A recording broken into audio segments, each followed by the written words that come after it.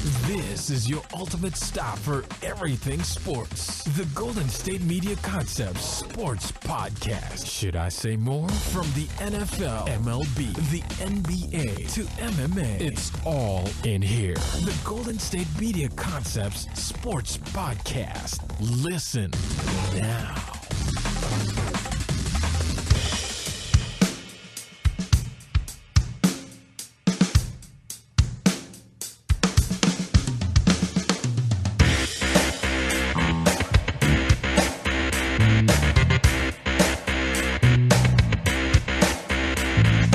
Thank you for listening to the Golden State Media Concepts Sports Podcast, where we discuss the latest and greatest news in the world of sports. I am Ben. Hey, I'm Alex.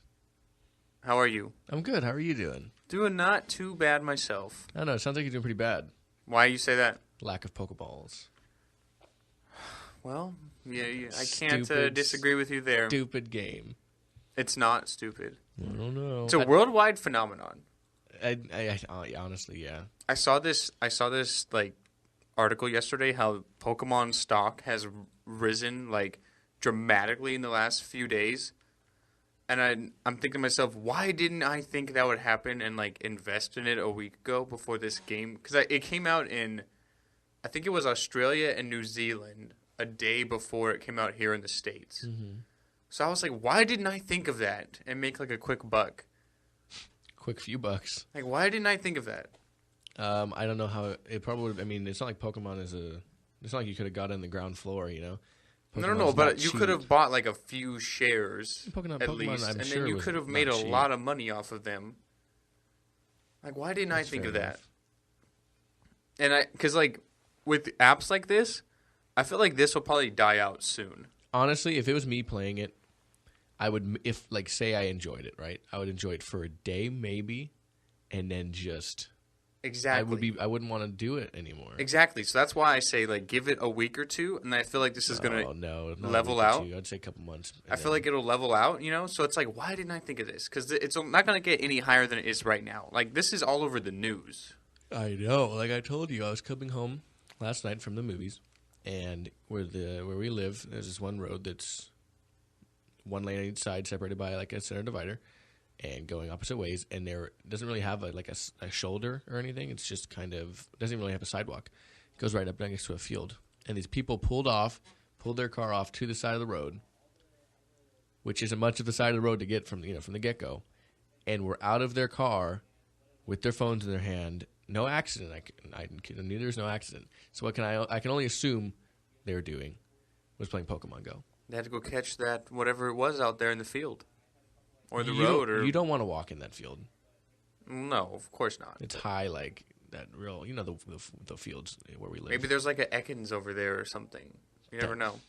I'll throw my phone in there, see if it catches it on its own. Real quick before we get into the show, I saw one like picture. Uh-huh. It was like this guy didn't know how to play, so like he took a screenshot of like a wild Pokemon, like because what you have to do is you have to like swipe your finger, like the Pokeball, towards the Pokemon to catch it. Mm-hmm. But he didn't know what to do. So he, like, asked people in a group chat, like, you have to throw it, the Pokeball at it. So then you see a picture of, like, his phone is cracked. So it's obvious that he threw his phone thinking that's what you have to do. And then they're like, what are you doing? Like, so I thought that was pretty funny. That's pretty good. I like that. I like that a lot. That was pretty funny, but I can imagine somebody just throwing their phone. Right, he thought he had to throw his actual phone. Gotta catch them all. He throws his phone right into the cement or something. He didn't realize you have to just swipe your finger up or whatever. What happens if you miss your target? Like you swipe and it misses. You waste a Pokeball and you have to keep going, or sometimes they escape, or so depending on how strong they are. This is too real. It is. It's very real. So. All right, but enough with that. That's crazy. Enough about that. Let's get into the show. So we have a ton of events to cover on both the shows today. So for show one, going to be covering the Home Run Derby, which was last night, breaking down the All-Star game for the baseball as well, which is tonight. Then we have some few events that happened over the weekend with Wimbledon. We have a winner in the men's and women's division. Yeah. Brackets, whatever you want to say. I'm happy about one of them. I'm happy about both of them. So Well, we'll talk to you about that. And then we have, for our last segment, we have UFC, a ton of UFC news. We had UFC 200 over the weekend. We also have UFC getting sold for about $4.2 billion. Woo, got that money. Yeah, so we're going to talk about that. So let's go and get into our first segment, which is the Home Run Derby. Man, oh man. Quite an entertaining derby, Alex. Yeah. So Giancarlo Stanton from the Miami Marlins wins the Home Run Derby. He hit more home runs last night than some players do in a span of 2 years. Well, he hit the Home Run Derby record. He hit a total by far. He hit a total of 61 home runs, breaking the old record, which was 41 by Bobby Abreu in 2005. So he broke it by 20 home runs. Jeez. And he easily beat Frazier, too. Fun facts for you, Alex. I'm here on the podcast network for Golden State Media Concepts. I'm on the baseball podcast. Oh, it's like, yeah, I know. No. I'm on the baseball podcast. So I predicted Giancarlo Stanton to win it and Todd Frazier to finish second. So I'm kind of feeling happy about myself. I would have been close to that, too. Because for once, I actually got something right. Fair enough. Look at you. So, yeah, so I thought, sort of like my thought process in that, I thought with Giancarlo Stanton winning it because of his pure power. Yeah. At Petco Park in San Diego, it's more of not a hitter's ballpark. It's a pitcher's park. So I felt like with his power and his ability to hit long home runs, that would really benefit him. And then I picked Todd Frazier to win it because last year he won it, and the year before that he finished second. Mm-hmm. So he has that experience. He knows how to get in a groove really early. So I figured I'll take Giancarlo Stanton and Frazier to finish second, and that's what happened. I mean, you got it pretty good. I mean, that's probably how I would have done it. I mean, don't know if I could have picked anybody but Giancarlo to win that because he's just a freak of totally nature. Dominated it. Of the longest 21 home runs, he hit 20 of them. 2 of them were estimated to go around 497 feet. Yeah, so he's hitting almost 500 feet. He hit 8 longest homers of the competition and 20 of the 21 deepest, like you said. Yeah. And the way the structure is set up now with the home run derby, it really benefits a guy like Stanton, a pure power hitter who can hit the long home runs.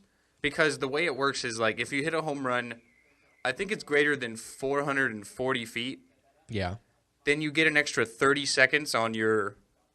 The way it works now is you have like a time limit of home runs, so it's not necessarily you have 10 outs because the problem was people were taking pitches and it got kind of boring and like stale. Yeah. So they have it now is where it's a time limit. So I think it's if you hit a 440-foot home run, then you get an extra 30 seconds.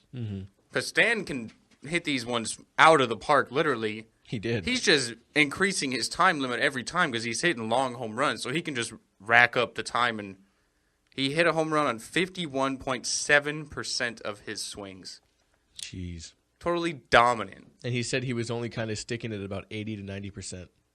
Yeah, because like he mentioned he didn't want to swing completely, like really, really hard, because the pitcher can't throw you another ball until this one has landed. Yeah, I remember. I was listening to him talk about that in the pre-derby stuff. Right. So if he felt like if you could hit more line drive home runs as opposed to long skyrocketing ones, you can get more pitches in because you're on a time limit. So that's why he didn't swing completely, full power the whole time. Yeah, full go. Yeah, I mean, he still hit 61 though, and you're telling me 80 to 90% he hit 497 feet. That's not like all the power is coming from like a wraparound fastball. No. It's incredible. The highest by over 20, a record that was 11 years old by Bobby Abreu. I mean, this is.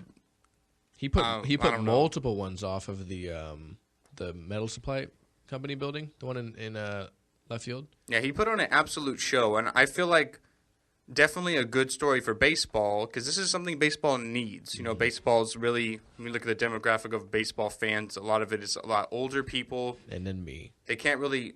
Well, I mean, I like baseball too, but as a demographic standpoint, they are having trouble bringing in the younger crowd because the pace of the game is really slow.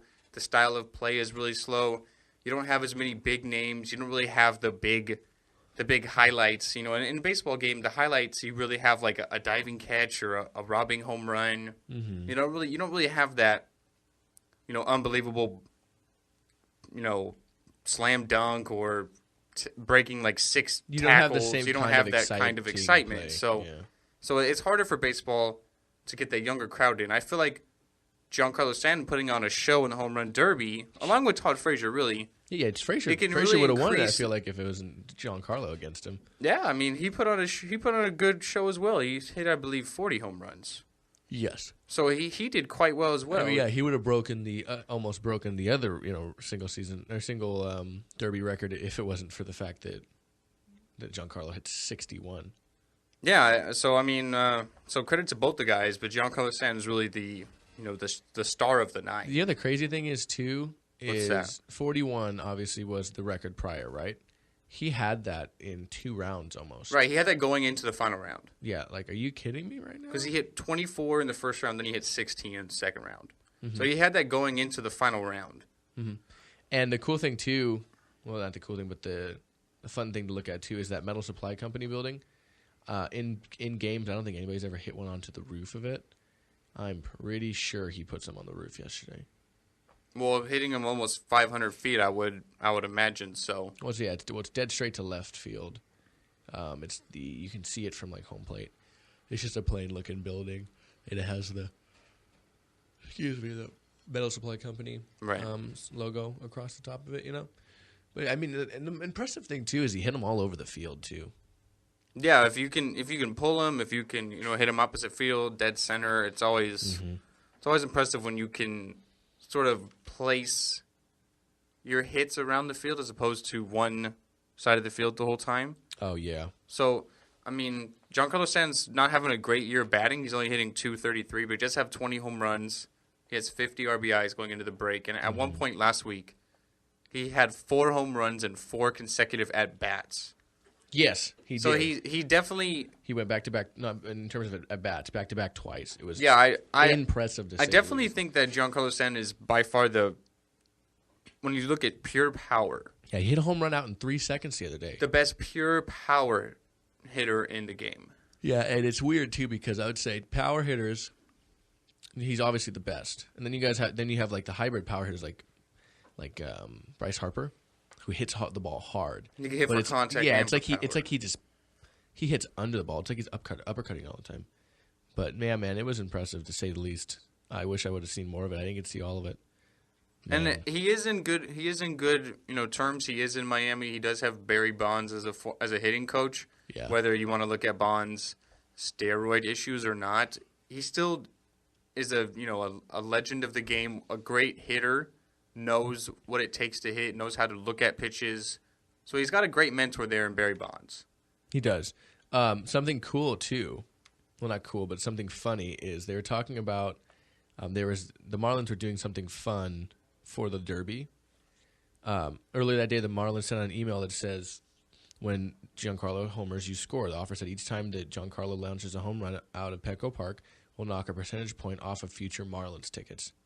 So now you're knocking 61%. So now that means the Marlins fans get 61% off future games. Not exactly technically speaking. It says fans who clicked on the link, which activated after the contest, discovered that they would get just 25% off of all seats for 35 specified future games. So $26 seats becomes $20, $218 become $164. With the 61% though, a $26 seat would have been $10.14, and a $218 seat would have been $85.02. Well, I mean, I feel like they couldn't stick to it. I feel like they probably should have done more than 25. 61 would be a little. They're losing. That's a little aggressive there, but I mean, they need to bring anything they can to get people in the stadium because no one goes there. Like, it's located in a really bad part of town. It's located I swear, it's like really in the heart of Cuba almost. That's across. There's some water you gotta go through. Well, I'm being sarcastic, but yeah, it's in a very bad part of town. No one goes to their games. Like, if you look at their stadium, like capacity or whatever, there's never anyone in it. And now they're getting a little bit better. They're in the midst of a wild card race, so that obviously increases fan interest and sales. And you have a guy like Stanton who capable of hitting a home run anytime he steps up to the plate. That's got to help. But yeah, I mean, I don't know. Only 25. I feel like that's kind of low. It's a little low, if you ask me. But either way, we're going to get into the All-Star game here in a second, but we're going to take a quick break here at the Golden State Media Concepts Sports Podcast. So you guys don't go anywhere. Ben and I will be right back with a preview of this year's Baseball All-Star Game. Tired of searching the vast jungle of podcasts? Now listen close and hear this out. There's a podcast network that covers just about everything that you've been searching. Hey! The Golden State Media Concepts Podcast Network is here. Nothing less than a podcast bliss with endless hours of podcast coverage. From news, sports, music, fashion, cooking, entertainment, fantasy, football, and so much more. So stop lurking around and go straight out to the Golden State Media Concepts Podcast Network. Guaranteed to fill that podcast itch. Whatever it may be. Visit us at www.gsmcpodcast.com. Follow us on Facebook and Twitter, and download us on iTunes, SoundCloud, and Google Play.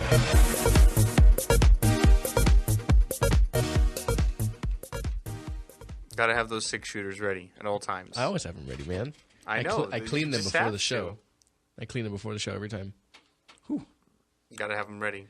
Yeah, man. I mean, you can't be on my level. Anyways, we're going to go ahead and start to preview the All-Star Game. Tonight, the All-Star Game, like we had mentioned before, will be in San Diego. We head into a pretty good matchup. AL Chris Sale versus NL close to hometown guy. It's not far for the most part. Johnny Cueto of the San Francisco Giants. So this is going to be a pretty interesting game, I find. It's a pretty stacked lineup. Ben, you have the lineups? I do. I have the starting lineups. I have the order as well. Let's hear it, because I'm interested. I saw them and now I just can't find them. So you go ahead and read them out to me, man. Okay, so Jose Altuve is going to be hitting leadoff for the American League. He's a second baseman from the Astros, having really a MVP caliber season there for the Astros. Really a good average hitter, but now he's adding some power into that, so doing quite well. Then you have Mike Trout hitting second. He's also going to be playing in center field for the American League from the Angels. No real surprise there. Mike Trout is one of the best young players in baseball, along with probably Bryce Harper. Yeah, new faces of baseball. Hitting third is Manny Machado of the Orioles. He's playing third base. The 40-year-old David Ortiz playing DH, batting fourth of the Red Sox. Then you have another Red Sox. You have Xander Bogaerts. He's a shortstop. He's going to be hitting fifth. Mr. Hitting Streak. Well, was on a hitting streak. Yeah, not now. But so then you have hitting sixth is first baseman Eric Hosmer of the world champion Kansas City Royals. You have Mookie Betts. He's an outfielder for the Red Sox. He's going to be hitting seventh, and he's also playing in right field for the game. And then you have Salvador Perez, the catcher. He's also of the Royals. He's going to hit eighth. And then you have Jackie Bradley Jr., another guy who had a hitting streak of 29 games earlier in the season. He's going to be hitting ninth and playing in left field.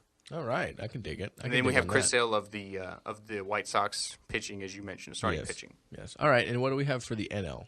So the NL is kind of shaken up here because we do have a couple of injuries. So Yoenis Cespedes was going to start in left field, and Dexter Fowler was going to start in center field. Dexter Fowler of the Cubs and Cespedes of the Mets, but they are injured, so they're not going to play in the game. So in addition to those being injured, you have Marcelo Zuna of Miami Marlins starting in center field, and you have Carlos Gonzalez of the Rockies starting in left field. So you have those two names to go in there. But you have Ben Zobrist of the Chicago Cubs. He's a shortstop. He's going to be leading off. You have Bryce Harper of the Nationals playing in right field. He's going to be hitting second in the lineup. Chris Bryant is going to be hitting third baseman from the Cubs. Yes. And then you have So hitting fourth is going to be Will Myers of the hometown San Diego Padres. So he's going to be like a DH role there because the pitcher is going to hit in the All-Star game for the National League side as normally you would see. So then fifth you have Buster Posey, catcher of the Giants. He's going to be hitting fifth.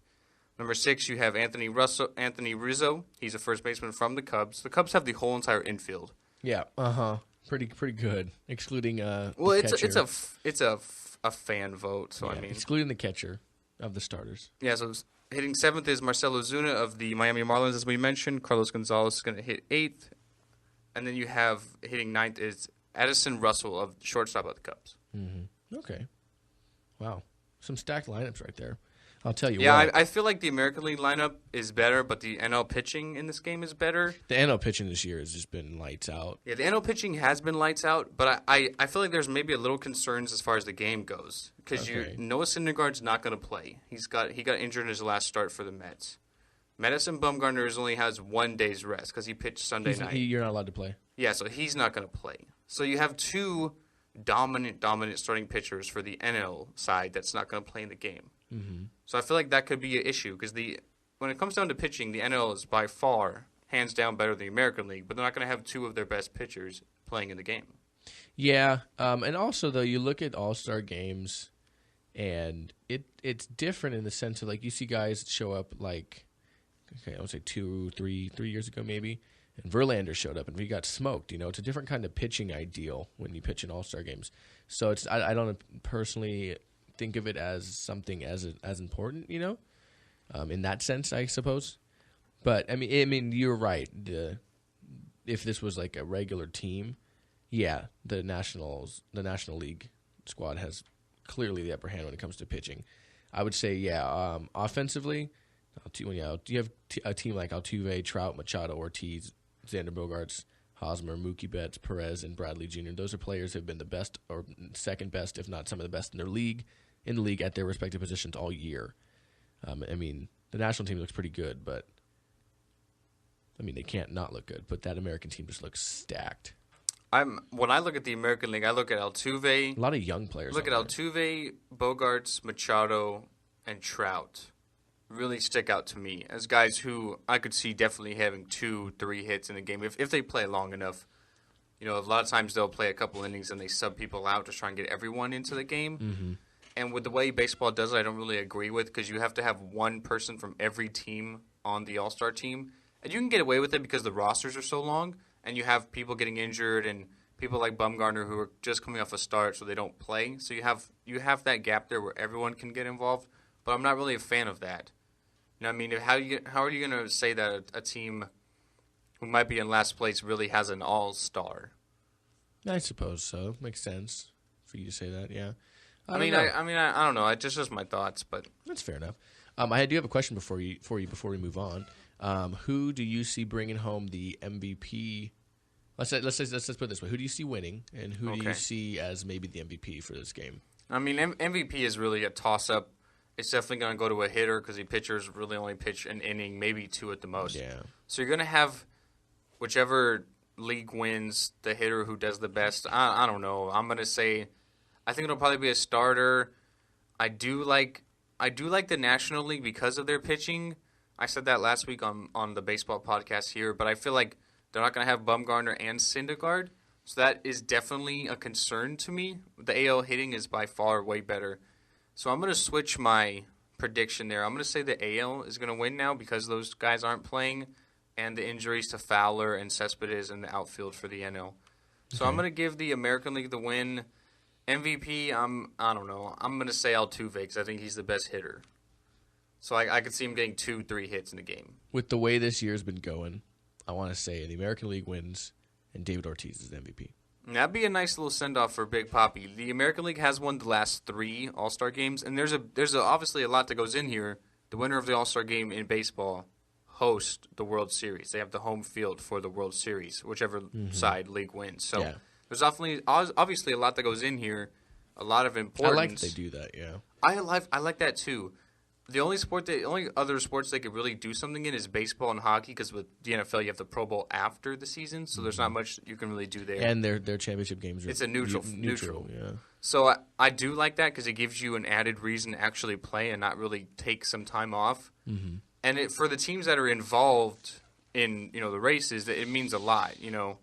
A team like I'm going to throw out a National League team, a team like the Cubs. A team like the Giants. It gives them incentive to play. They're obviously going to be there come postseason time. So if they could have the home field over, the AL, maybe like the 2 favorites right now are probably the Cleveland Indians and the Texas Rangers. They could have that added incentive over those teams. It'd mean a lot. So I agree with you. I've always liked that, but I am excited for the game. I don't get to watch all of it. I forget what time it starts. It starts at 5 Pacific, 8 Eastern. It's on Fox. I'll be able to catch the end of it. Well, that's good. All right. Well, hey, we're going to take one last break here, and then you and I have a double kind of back-ended Wimbledon and UFC to take care of. Yes, we do. So we're going to just recap those 2 wonderful weekends of sports there. Well, one wonderful weekend, but 2 events. So Ben and I will be right back here at the Golden State Media Concepts Sports Podcast. Guys, don't go anywhere, please. Always on the go, but the day just won't be one without your Hollywood fix. Let Golden State Media Concepts Entertainment Podcast take care of that. Jordan and Keith is Entertainment Tonight meets Access Hollywood. I'm Jordan. The guy laughing, that's Keith. Yeah, I'm Keith. An all-inclusive look of pop culture. Man, that thing just ends so quickly, doesn't it? And then it just it's like somebody was like playing it and somebody's covered up the no fade out or anything. Yeah, It just stops there. Just end it. Whew. All right. Well, moving on. We are going to recap the tournament of my favorite tournament, honestly, of the tennis world in Wimbledon. I agree. Mine just as well. finished up. The biggest one of my opinion. I feel like it'd be the most fun to play. You know, just sliding around on that grass, on the grass until you get a grass like cut on your knee. I think the most fun to play would probably be on the clay surface because you can kind of slide on that. You can slide on the grass too, but the clay more so. I suppose. And the way the ball bounces is a lot different on that surface. So yeah, I think that'd probably be the most fun. Get some sick ASICs, so you're just sliding around the court. Just sliding around. Yeah, man, it's sick. Yeah. All right, well, moving on. Well, continuing. We're going to update you and just finish on what happened here at Wimbledon this weekend. We did have the finals on Sunday in the women's and men's. Oh, women's was Saturday, and then Saturday. Sunday was the men's. And Sunday's was men's. Thank you for correcting me. So just recap of that. Did you watch? You and I were both relatively awake because I texted you about it. I watched some of the men's game. I did not get to watch the women's final. I didn't wake up in time to watch the women's one. I'll tell you what. But the women's final was between Serena Williams and the German national, who we've been pulling for. At least I have been. You've been pulling for. I've been pulling for Serena. Angelique Kerber. She did win in 2 straight sets. Serena Williams 7-5 and 6-3 to win Wimbledon. She wasn't the unanimous MVP either. Well, I think obviously Venus, her sister, had a great term as well. She got to the semifinal before she lost. So, but yeah, Serena wins. It's her 7th Wimbledon and her 22nd career Grand Slam. Ties her with Steffi Graf. She's pretty good. Here's what I think about the Williams sisters' dominance, but more so Serena than Venus, because I guess Serena's been, while Venus has won her fair share of Grand Slams, Serena's been the better sister. Think about if they didn't take their little hiatus. They're like 3-4 year hiatus. They're in their 20s.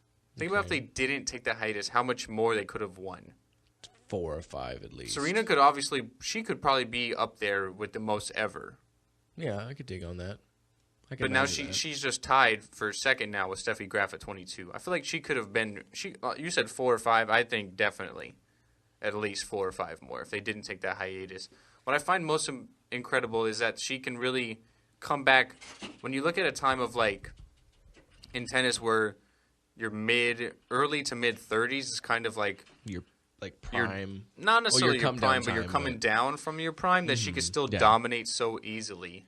Well, I don't see how she can't go down as one of, if not the best women's tennis player of all time when she's done playing. I would definitely say she'd probably be the best. At least I've seen. And then she could have even had more. She lost in the Australian Open and the French Open in the final. Mm-hmm.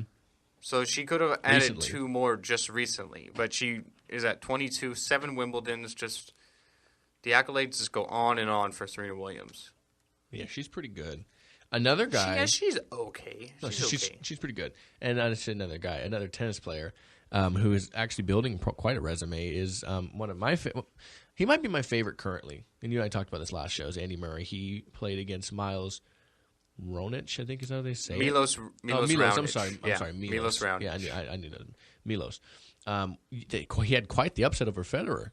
Yeah, Federer had never lost in a semifinal at Wimbledon. I picked Federer to win it all. You did. Unfortunately, it did not happen. I picked Andy Murray to win it all. He did lose in the semifinals to Raonic. Federer had never lost a Wimbledon semifinal, so I thought that streak could continue, but he did lose to Raonic in 5 sets. So. Well, Andy didn't have necessarily an easy time with him either.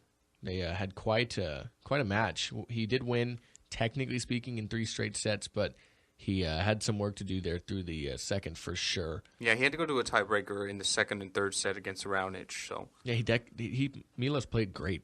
Yeah, the thing I find incredible about tennis and the thing I could never do is if you're watching them on their first serve, like that's when they usually go for the power, and then if they get a fault, they'll lay up and just make sure they can get the ball in play. Yeah. But if you look when you're watching it, you can see on the bottom right, it would show the speed of the serves. And Raonic was serving balls at I think like 140, 141 miles per hour. He was getting up there. And just being able to return that, I could never do that. Remember we were talking about Roddick on Thursday? He had such a strong serve too. Remember how fast he could serve it up? Yeah. He could serve it and then look at you and tell you just got the ball past you and you wouldn't even realize it. You know what I mean? But like just the power of these serves. And then you have to add spin involved, and I could never do it. I could do it at a very slow pace. I mean, even their second serve, if they have to, is still 90 to 100 miles an hour. And that's them toning it down to make sure the ball is in play. Yeah, I mean, they pull back a bit. Exactly, but still, that's still incredible how fast and precise they can hit the ball. Yeah, it's crazy. I find sports like that in general is just so crazy that you can at that speed do what they do. You know what I mean? It's amazing to me. So Raonic, he was looking to be the first Canadian to ever win Wimbledon on either the men's or women's side. Unfortunately, he got close. Fortunately, he did not get it done. Andy Murray, the home country kid, wins his second Wimbledon. It's his 3rd Grand Slam ever. I like Andy Murray because he likes Arsenal, Alex. Yeah, that's like your only reason. He's way that is my only reason. If anything, that's the one thing I don't like about him. If anything, it was a somewhat of a good day on Sunday for Arsenal because Lewis Hamilton won the British Grand Prix, and he's an Arsenal fan as well. Oh, yeah, he did, didn't he? Yes, he did. So he won it for his 3rd year in a row, I believe. That still means nothing to me. He's a great Formula One driver, the best one, in my opinion. So Murray wins. Into it a bit. Murray wins it. Forget. 2nd Wimbledon, 3rd Grand Slam. A great tournament for Murray. You could say that he kind of had somewhat of an easy way out. He didn't have to go through Federer. He did not have to go through Novak Djokovic. But still, he did what he had to, and he played whoever was in front of him. So a great tournament for Andy Murray. I'm happy the hometown boy could win. Yeah, same. It's always, it means more to him. I feel like you see it. You can see the passion and the what it means, the emotion. The crowd is rooting for him. Pretty much, I felt kind of bad for Raonic because I feel like the only people that were really happy when he won a point was like his family. Well, Wimbledon's always really they cheered him after the match and everything, Yeah, he had a great tournament. The number 6 seed to get all the way to the finals here. He beat Roger Federer. Might go down as maybe the best men's tennis player ever. So yeah, he's up there within the conversation. I mean, that's definitely quite an accomplishment for Raonic. I mean, don't get me wrong, he had a great tournament as well. So, well, one last thing I want to say before we move on to the UFC 200 this past weekend is I did see a tweet. I don't know if I retweeted it or not. I forget. But you're supposed to be very proper and such when you go to Wimbledon. You're not supposed to get too excited. You're not supposed to really yell, even though you do hear people. You could hear in the middle of a set before the serve, somebody goes, "I love you, Andy," all loud. But you're supposed to be very, reserved and conservative. You're not supposed to have your phone out or anything like that. This guy tweeted, I forget who the account was. My brother said he thought it was a famous person. He goes, "I'm trying to be polite here and everything, but there's a dang Charizard on the pitch." Or Pokemon Go. Yeah, and there's a picture of Charizard right there on the court, just looking up. Like, hey, it's taking over, man. Oh God, even in England. All right, well, all over, worldwide. Oh God. All right, we're gonna move to recapping UFC 200. Obviously, the big fight kind of shifted to more so Brock Lesnar, Mark Hunt because of the exclusion and what happened this past week with Bones Jones. Daniel Cormier did still fight though. Yeah, he fought Anderson Silva. That's something you and I thought. We said, "Oh, there's nobody they can't get him ready in time." I don't know what really happened with that, but I can tell you. So the UFC announced Thursday night that they had found Anderson the Spider Silva, a former unbelievable middleweight. He had won like 16 in a row, just untouchable for years. That he was going to step up and fight Daniel Cormier. and Daniel Cormier won a unanimous decision over Anderson Silva. I'm not really surprised there. It's got to be hard for a guy like Spider Silva to come in 2 days preparation. I'm sure he's definitely training, but come in not knowing your opponent 2 days before you fight him. Coming into that, it's got to be incredibly difficult. It's flip-flop for Cormier as well, I suppose. Right, and Anderson Silva, you could say, might be more of a natural middleweight at the 180 weight class as opposed to the 205 lightweight. So definitely a little step up. Having to face a different guy like Cormier, I didn't really expect Anderson Silva to come out on top. He's had a lot of success in the UFC, but not so much lately. He's lost 2 times in a row to Chris Weidman. Prior, he had that nasty. Yeah, since he broke his. Had that nasty leg injury. Leg. So I'm not really surprised that Daniel Cormier did defeat him. For Cormier, obviously a win is a win, but he's going to be disappointed that he didn't get to fight the guy he really, really wanted to fight in John Jones, and he's not going to be battling for that unification of that title. So he's going to have to wait. We still don't know what's going to happen with John Jones. No idea. Moving to another pretty intense fight. I'll leave the 2 main fights for the end. But Jose Aldo, however you want to call him, Frankie Edgar did fight. Aldo did come away with the win there in unanimous decision in that title fight. It was I did get to see that fight. I saw the highlights of that fight. It was a pretty good fight. Edgar, he fought well. He really A lot of did. people were criticizing Jose Aldo for being really defensive, not really throwing many. He kind of reminded me like the Mayweather. I was going to say that. He kind of reminded me of Floyd Mayweather-esque, really countering. He really dominated Edgar and did win the fight. So that was a interim title fight for the lightweight division. Because Conor McGregor is the champ there, but he's having his feuds with Diaz. So now we're going to have to wait until that sort of resolves to have... McGregor was there, too. Right, he was watching. There's this watching. picture of him, that just happened. It was through the fight, and it was very zoomed in on just him. Yeah. And you could see the shoulders of the guys fighting in the cage, but it was all blurred out because it was just on his face, and he's just watching I'll be back. So Jose Aldo did say that, Conor McGregor, you're next. They did have their first fight earlier, like a few months ago, and Conor McGregor beat him in the first round. Just caught him with a nasty punch. Pretty handedly knocked him out. So that will probably happen. We'll have McGregor Aldo too. But I say it's going to have to wait after the Diaz feud because say McGregor does win the next fight at 202, UFC 202, then you have to have Diaz McGregor 3, like the rubber match. You're going to have the rubber match. So we'll have to wait and see for that. But to unify the belts there in the lightweight division. All right, and moving to the last of the main card fights that's not the 2 notable ones I'm going to mention here in a second. Cain Velasquez, former champion, and he defeated Travis Brown by TKO in the first round. Pretty quick. Yeah, Cain's been such a great heavyweight fighter, former UFC heavyweight champion. He's really fun to watch, especially when it was like him. So strong and powerful. Especially when it was him and who was he fighting back-to-back those few times? They had it on Fox. I don't know. He's fought a lot Cain of Velasquez guys. And oh man, I can't think of his name right now. But they fought a few different times. Same kind of thing you were saying, kind of the rubber match deal.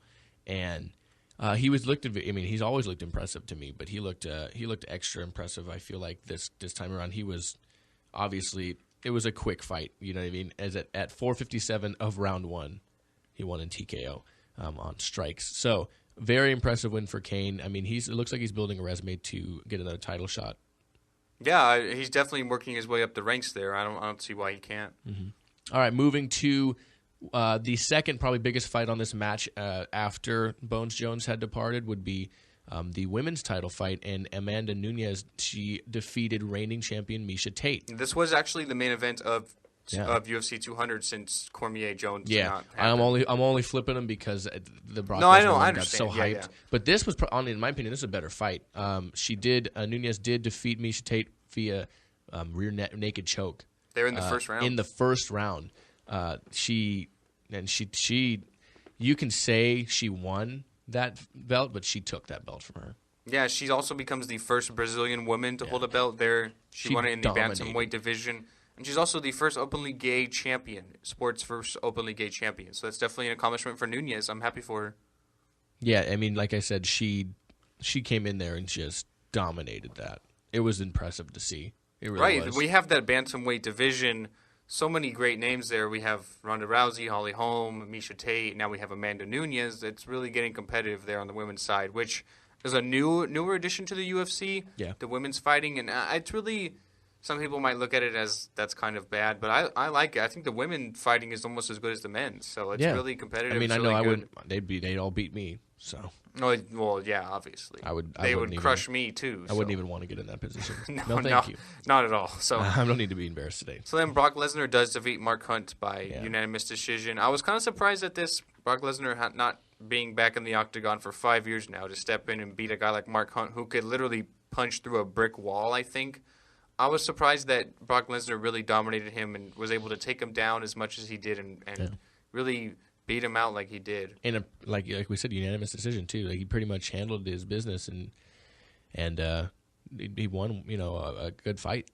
Yeah, Brock Lesnar, he got about $2.5 million for this fight, so he was really hyped up. He came in sort of late notice a couple months before the fight actually was announced. And of course, he knew about it far before any of us knew about it, obviously, because it was announced like 5 weeks ago, if that. Right. So I would be surprised if you see the last of Brock Lesnar in the UFC. I was going to say, do you think this is going to be maybe bringing him back in the spotlight a bit? Absolutely, especially with a good, solid win over Mark Hunt in his first fight back. I'd be shocked if Brock Lesnar does not come back in the UFC. He is still under contract with WWE, but he doesn't really wrestle in WWE that much. I can count that he has a match coming up at SummerSlam, which is the WWE's second biggest pay-per-view behind WrestleMania. That's going to be taking place next month in August. He's going to be fighting Randy Orton. But then before that, he had a match at WrestleMania. He had a match at the pay-per-view before WrestleMania, and then he was in the Royal Rumble, which was just for a little bit. So he doesn't really wrestle full-time. So I could definitely see him doing both things, sort of putting UFC at the head of that, and maybe putting WWE to the side a little bit. I'm not sure because there is those contract issues. I'm not sure how it would work out, but I'd be shocked if this is the last of Brock Lesnar in UFC. I agree with you. I would be very surprised. All right, man. Well, hey, that's it that we have for this episode, at least. So just a quick thing again. UFC over the weekend sold for $4 billion by WMEIMG. They're like an agency, like a marketing sort of talent agency sort of thing there. So they buy it for over $4 billion from the Fertitta brothers, who actually bought UFC. It's Lorenzo and Frank Fertitta. Mm-hmm. Think about this investment, Alex. They buy the UFC in 2000. Okay. For $2 million. Oh. They sell it for $4 billion. I guess you could say that's quite a turnaround on your money. Just a little bit. Just a little bit. Just a little bit. They're still going to be part of the UFC. They're still minority owners. Dana White's still going to be the president of UFC. He still has a very small ownership role there as well. He's a minority owner also, I think. So great for them. Great for the UFC. It's still, I would say the UFC, as popular as it is, it's still on that way up. I feel like it hasn't reached its peak yet. It hasn't plateaued yet. Right. And just imagine this was 16 years ago. They turned $2 million into $4 billion, where it could be the next 5 to 10 years. Trillion. So much more. So definitely great for the UFC. It's, I think, the fastest rising sport in the United States. So can I borrow a couple $100? What that day? I won't even notice that's missing. Oh, what for the billions? Of course not. I mean, a couple $100. Come on, man. Yeah, I'll take a. I'll take a $5. I won't be greedy. I'll just take $500. What did I watched? The first Now You See Me. I'm still waiting to see the second Now You See Me, but he goes, Woody Harrelson's character is like he's kind of like, I forget the word, but he can like read minds or like hypnotize, that kind of thing. Okay. Clairvoyance, all that stuff. And he like hypnotizes her, but he realizes like he figures out the husband's cheating on the wife. So he's like, you want this to go away? And he kind of hypnotizes her and he's like, I'll take a $10. He goes, if not, I'll still take a $10. There you go. Same exact way. Oh, man. All right. Well, we're going to get out of here. Heading into our next episode, we will talk Tim Duncan, recently retired former player, former great player in the NBA and the Spurs. We're going to talk about Draymond Green and some legal issues that did come across the news desk yesterday, as a matter of fact. And then we're going to do our one and always fun little segment, What's Trending.